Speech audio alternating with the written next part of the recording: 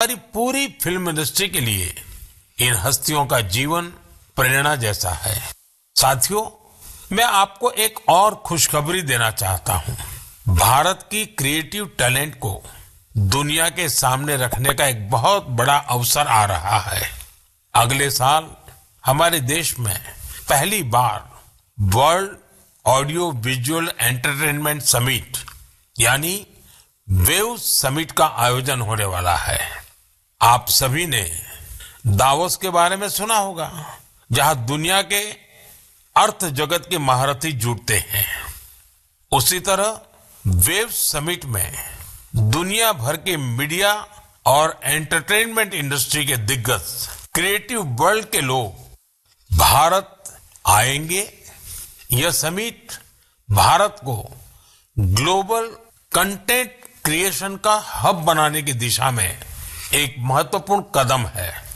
मुझे यह बताते हुए गर्व हो रहा है, इस समिट की तैयारी में हमारे देश के यंग क्रिएटर्स भी पूरे जोश से जुड़ रहे हैं।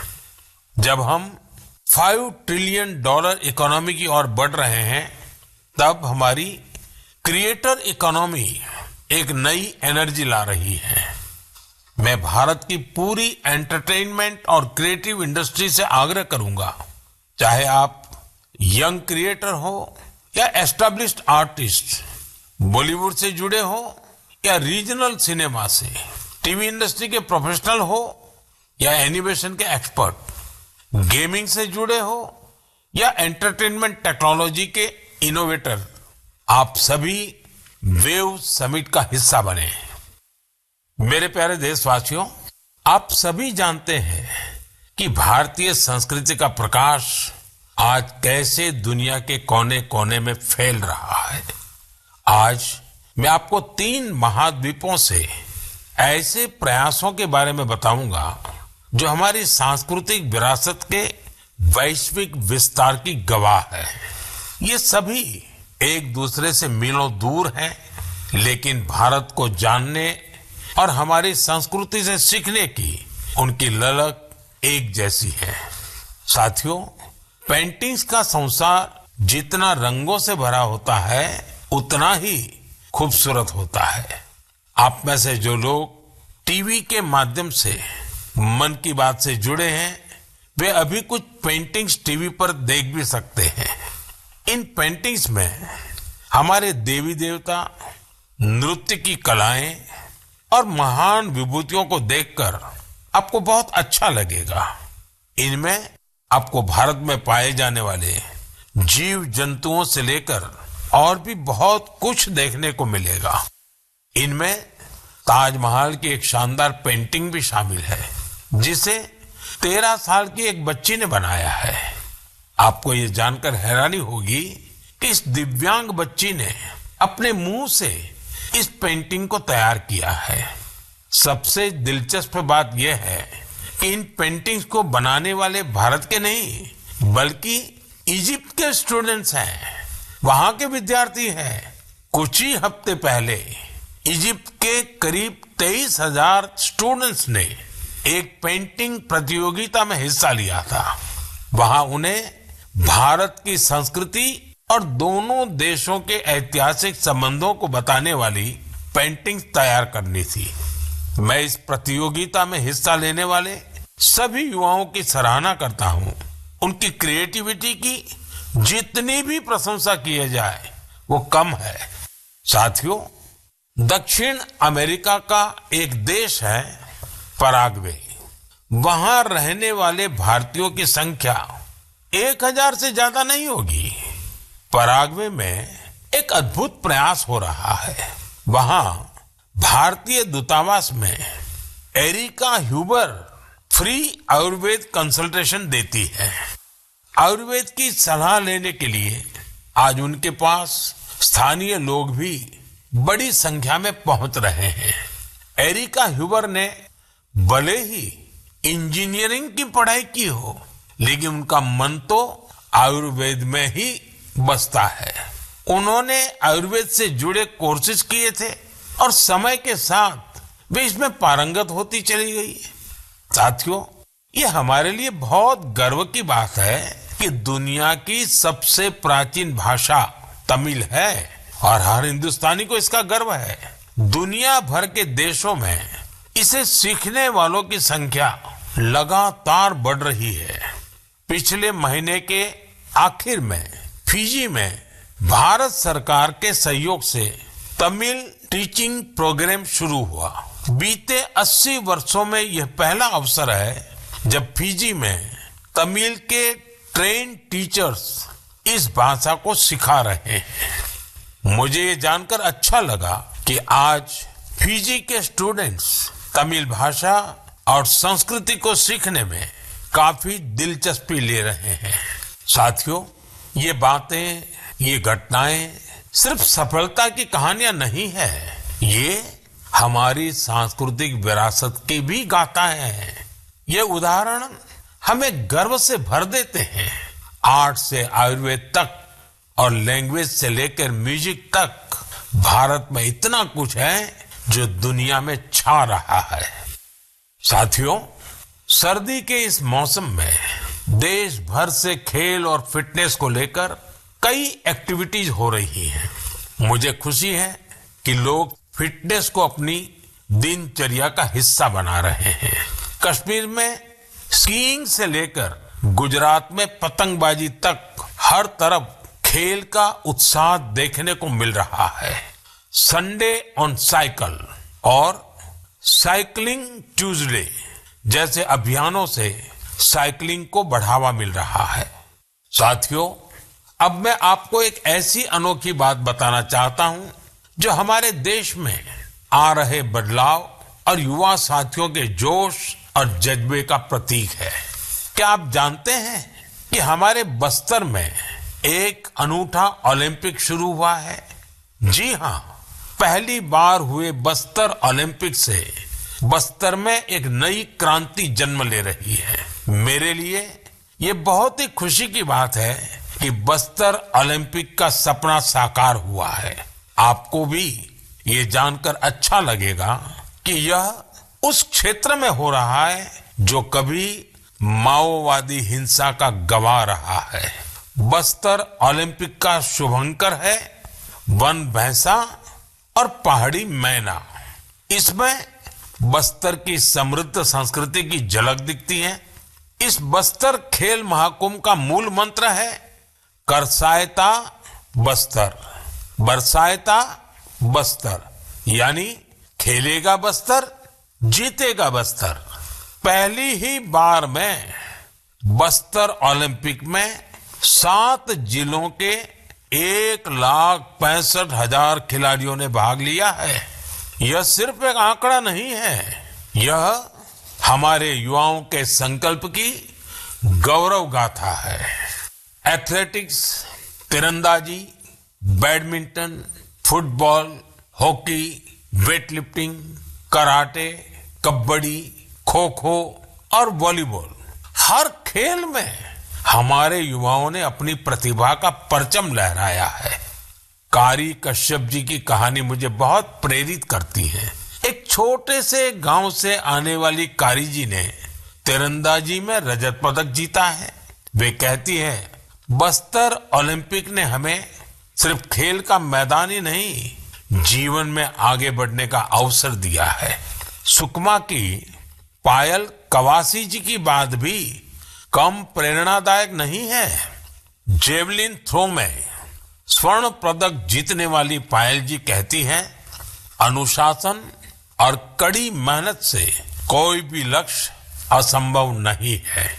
सुकमा के दोरनापाल के पुनेम सन्ना जी की कहानी तो नए भारत की प्रेरक कथा है।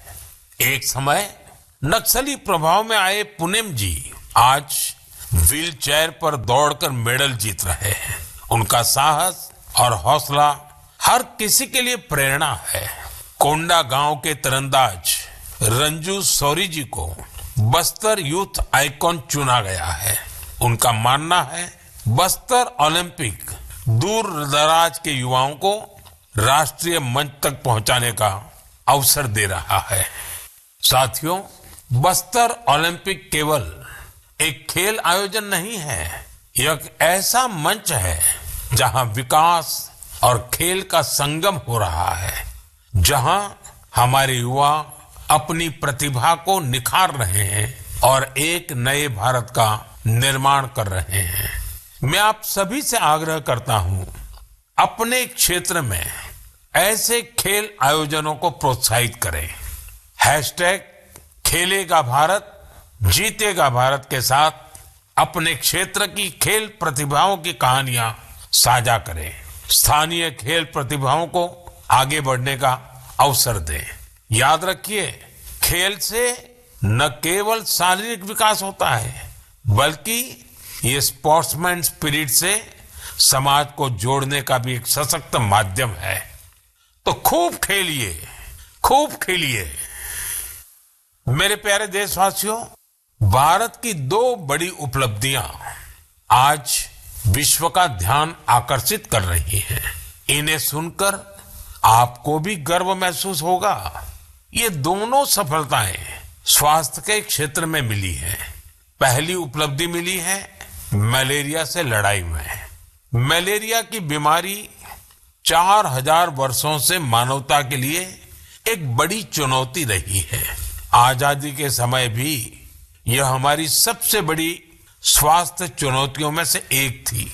1 महीने से लेकर 5 साल तक के बच्चों की जान लेने वाली सभी संक्रामक बीमारियों में मलेरिया का 30। जंगली रमी खेळून तुम्ही एका आज मैं संतोष से कह सकता हूं कि देशवासियों ने मिलकर इस चुनौती का दृढ़ता से मुकाबला किया है।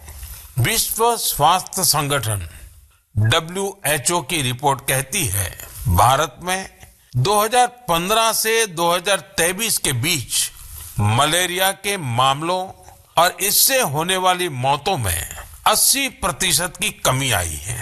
यह कोई छोटी उपलब्धि नहीं है। सबसे सुखद बात यह है, यह सफलता जन जन की भागीदारी से मिली है। भारत के कोने कोने से, हर जिले से हर कोई इस अभियान का हिस्सा बना है। असम में जोरहाट के चाय बागानों में मलेरिया 4 साल पहले तक लोगों की चिंता की एक बड़ी वजह बना हुआ था, लेकिन जब इसके उन्मूलन के लिए चाय बागान में रहने वाले एकजुट हुए तो इसमें काफी हद तक सफलता मिलने लगी। अपने इस प्रयास में उन्होंने टेक्नोलॉजी के साथ साथ सोशल मीडिया का भी भरपूर इस्तेमाल किया है। इसी तरह हरियाणा के कुरुक्षेत्र जिले ने मलेरिया पर नियंत्रण के लिए बड़ा अच्छा मॉडल पेश किया। यहाँ मलेरिया की मॉनिटरिंग के लिए जन भागीदारी काफी सफल रही है। नुक्कड़ नाटक और रेडियो के जरिए ऐसे संदेशों पर जोर दिया गया जिससे मच्छरों की ब्रीडिंग कम करने में काफी मदद मिली है। देश भर में ऐसे प्रयासों से ही हम मलेरिया के खिलाफ जंग को और तेजी से आगे बढ़ा पाए हैं। साथियों, अपनी जागरूकता और संकल्प शक्ति से हम क्या कुछ हासिल कर सकते हैं, इसका दूसरा उदाहरण है कैंसर से लड़ाई। दुनिया के मशहूर मेडिकल जर्नल लैंसेट की स्टडी वाकई बहुत उम्मीद बढ़ाने वाली है। इस जर्नल के मुताबिक अब भारत में समय पर कैंसर का इलाज शुरू होने की संभावना काफी बढ़ गई है। समय पर इलाज का मतलब है कैंसर मरीज का ट्रीटमेंट 30 दिनों के भीतर ही शुरू हो जाना। और इसमें बड़ी भूमिका निभाई है आयुष्मान भारत योजना ने। इस योजना की वजह से कैंसर के 90% मरीज समय पर अपना इलाज शुरू करा पाए हैं। ऐसा इसलिए हुआ है क्योंकि पहले पैसे के अभाव में गरीब मरीज कैंसर की जांच में उसके इलाज से कतराते थे। अब आयुष्मान भारत योजना उनके लिए बड़ा संबल बनी है। अब वो आगे बढ़कर अपना इलाज कराने के लिए आ रहे हैं। आयुष्मान भारत योजना ने कैंसर के इलाज में आने वाली पैसों की परेशानी को काफी हद तक कम किया है। अच्छा ये भी है कि आज समय पर कैंसर के इलाज को लेकर लोग पहले से कहीं अधिक जागरूक हुए हैं। यह उपलब्धि जितनी हमारे हेल्थ केयर सिस्टम की है, डॉक्टरों, नर्सों और टेक्निकल स्टाफ की है, उतनी ही आप सभी मेरे नागरिक भाई बहनों की भी है। सबके प्रयास से कैंसर को हराने का संकल्प और मजबूत हुआ है।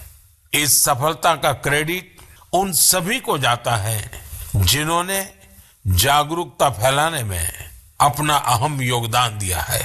कैंसर से मुकाबले के लिए एक ही मंत्र है, अवेयरनेस, एक्शन और एश्योरेंस।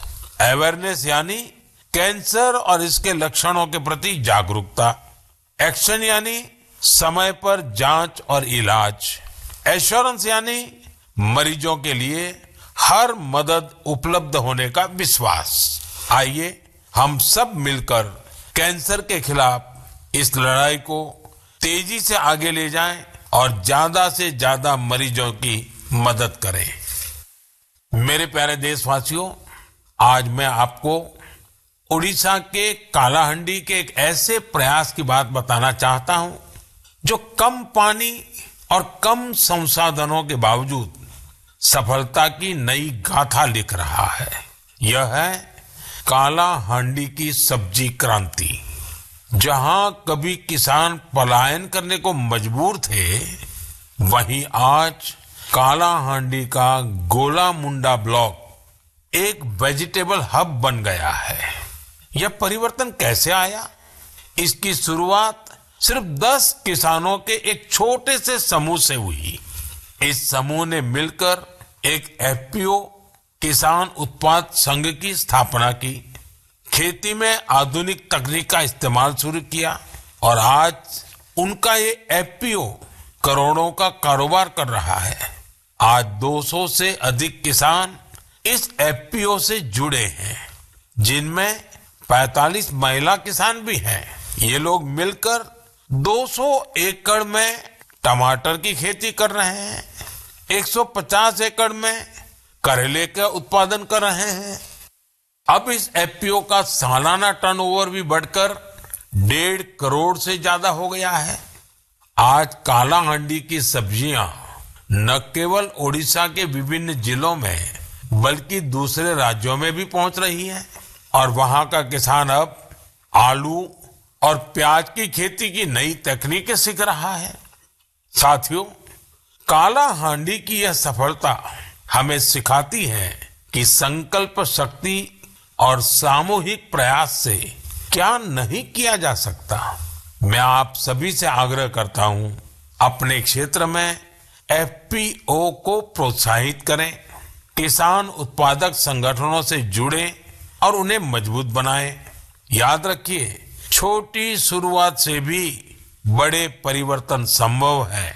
हमें बस दृढ़ संकल्प और टीम भावना की जरूरत है।